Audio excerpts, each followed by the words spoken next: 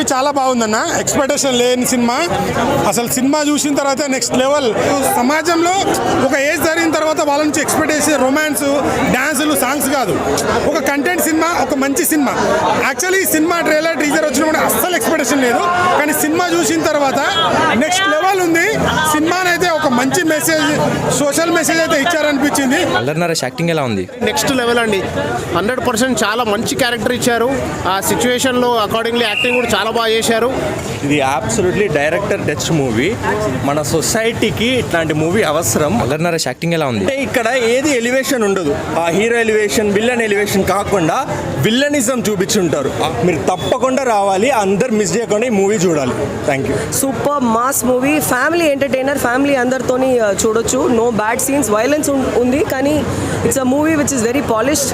మంచిగా తీసిండ్రు and screen space for every character సూపర్గా ఉంటుంది. ఎలా ఉందన్న బచ్చల మళ్ళీ? నిజంగా మన అందరం కలిసి ఫ్యామిలీతో చూడాల్సిన సినిమా ఏదైనా ఉందంటే ఇదే అన్న. ఈ సినిమా చేసిన వాళ్ళందరికీ కంబ్యాక్ అనమాట. సినిమా అయితే నిజంగా చాలా అంటే చాలా బాగుంది. స్టోరీ కూడా సినిమా హిట్ కాదు, సూపర్ హిట్ కాదు, బ్లాక్ బస్టర్ కాదన్న. సినిమా అయితే వేరే లెవెల్.